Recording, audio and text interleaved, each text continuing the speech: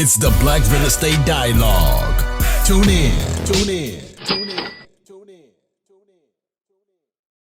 You mentioned that your first couple of properties you purchased cash. Were you just working and grinding and saving up and saving up income from different sources to come up with those to come up with the cash for those properties?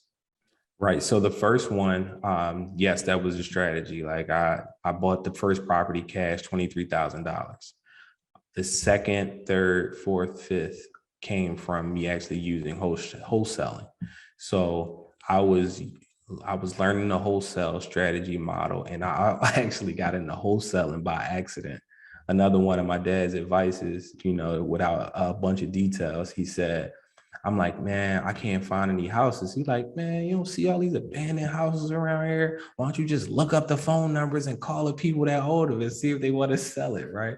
I'm like, all right, okay. So I go online and stuff, and like in Philly's Philly.gov website, go on there, you can put in an address and you can find out the known address and name of the person that owns the property. And sometimes they'll have a mailing address that's different than the actual subject property. So I'm looking up the properties, man. I get like 15, 20 addresses in the area that I'm liking, that I already bought the first one in. And I sit down one night and I write 20 letters handwritten. Hey, my name is Tyreek McAllister. I want to buy your house. Here's my phone number. I sent it out. Like, you couldn't tell me I wasn't doing anything. I send those letters out. I got zero phone calls. Got zero phone calls. Of course, anybody that knows wholesaling, like 20 letters ain't gonna get it for you. And it's funny, I ended up finding another property, I think probably like just through Zillow, for sale by owner.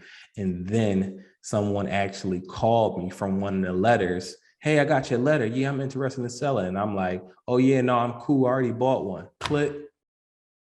And that was like my introduction to wholesaling, because I told somebody that story. And he was like, yo, what are you doing? You could have put it under contract. You could have flipped it. You could have did this. I'm like, wait, what? Wait, you can make money without buying the property? You can do what? You can assign it? So then I actually started being intentional about wholesaling, both from a deal flow standpoint and from a cash flow standpoint, for me to be able to buy my next property. So basically what I would do is I had a formula where I would try to get maybe 3 to 5 properties under contract. The intent would be to figure out which ones I wanted most. So if I had 5 properties under contract and 2 of them I really wanted, my objective was to try to close those 3 deals out, and hopefully that the assignment fee would be enough to buy the other properties.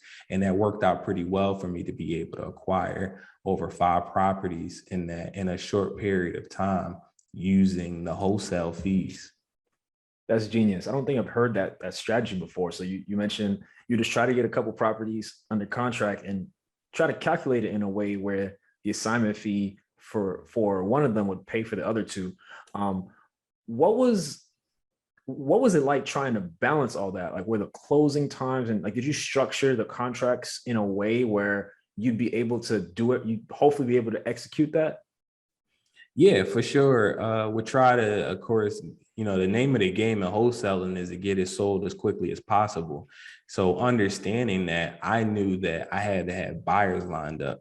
So a lot of people, when they're wholesaling, they're putting properties under contract that people won't even potentially want, and I think that's where a lot of people go wrong with it. What I was doing is, before I was finding properties, I was finding buyers for those properties. The way I was doing that is another strategy that I learned just through the grapevine and investing in education, was a dummy listing, is what we used to call it, right? So the dummy listing was where so my family at the time, we probably had like 3 different properties, like my mom's house, my grandfather's house, and like an investment property that we had. And then I also had my personal properties that I already bought. So I literally would create listings on like Craigslist and Zillow, advertising that property was for sale. And what would happen is that I would get phone calls all day long. And the way I would price it like low. Like, so I know the property's worth 80,000. I'll be like, yeah, it's for sale for 50 right now. Like, cash offer only, blah, blah, blah. Phone is going crazy. What I'm doing is I'm capturing emails and phone numbers of people who were ready to cash out. So when I actually had deals, I'd already had these people numbers. I'm answering the phone. Hey, no, that property is not for sale anymore. And I only recommend you do this with a property that you have some sort of interest in, a family member's house or something like that, or somebody. Don't go up there putting properties up for sale that you don't own. But it worked like a charm for me, because then what happened would be I would be on the phone like, hey, no, this one's not available. But when I do get some more available like that, that one sold fast, I'll be sure to call you. What areas are you looking in exactly? Okay, I'm looking in the 19121 zip code. I'm looking for single families in the 19132 zip code, and I'm taking notes. So now when I'm getting actual deals under contract, these things is like sold before the ink even dries, you know? So, and I always also tell my students, mentees, and anybody I talk to about real estate, understanding your numbers is going to put you in a position to be an expert in your industry, whether you are an investor, a wholesaler, or anything in between. So when I'm presenting the deals to the end buyers, when I was wholesaling, I'm presenting the deal to them to make it make sense as if I was buying it. So my numbers were so tight, it was only a matter of if you want the deal or not. It wasn't much of a haggle. It was like, hey, look, this property is for this. And you know the numbers work. I ran the numbers. It makes sense. The cash flow is there. The construction budget, give or take about this. Market rate, you can do it for this. I'm sure you can do it cheaper, though. Hey, let me know. I got 5 other people I need to call, you know, and the deals would get sold fairly quickly. We would get them cashed out so we can get the capital there. Then I would roll that over into buying those other properties. Amazing. I like the creativity and just being strategic. And we're still pretty early, but it seems like you picked up different tips along the way, or even like clues, right? Like, so things your dad, shout out to dad, things your dad said just in passing, or you know, do X, that put you a little closer to certain strategies and to learning certain things. But what I'm realizing is that you took it upon yourself to not just sit on the game you were being given. You investigated, you try to figure out you know, what to do, even if you tried, right? Like you had that first potential wholesale deal when a person called you back, you're like, oh, I already got one. You told somebody about it, but you kept going, right? You didn't just stop there. And thankfully you told somebody about it, because then you learned about wholesaling. And through wholesaling, you discovered, you're like, all right, maybe I could use the fee to pay for these properties. So it seems like as you kept going, you learned more and you added more tools to your tool belt. Yeah, definitely, man.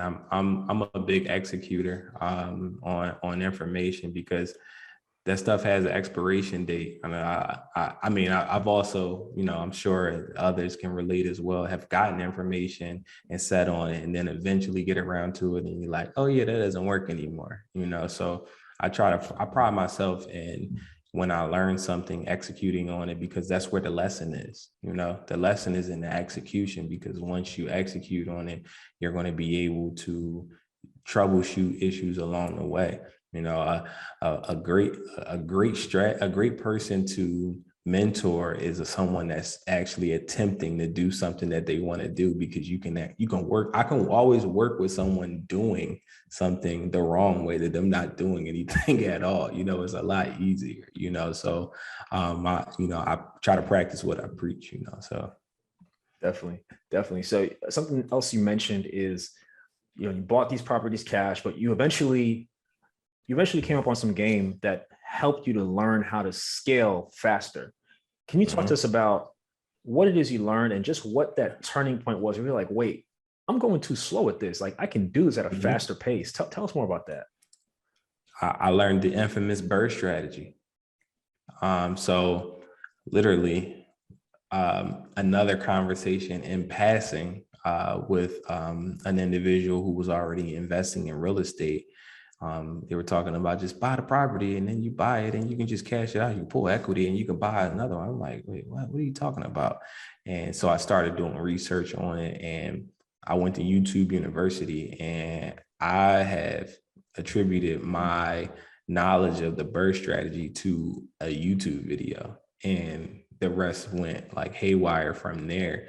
And I literally used to watch this YouTube video probably like I don't know, like 10 or 15 times a week, man, and just like breaking down every small detail of it. And it was essentially just a case study of someone breaking down a BRRRR strategy deal. Hi everyone, Sam here from the Black Real Estate Dialogue. Make sure to hit that notification bell and that subscribe button and to visit us at blackrealestatedialogue.com.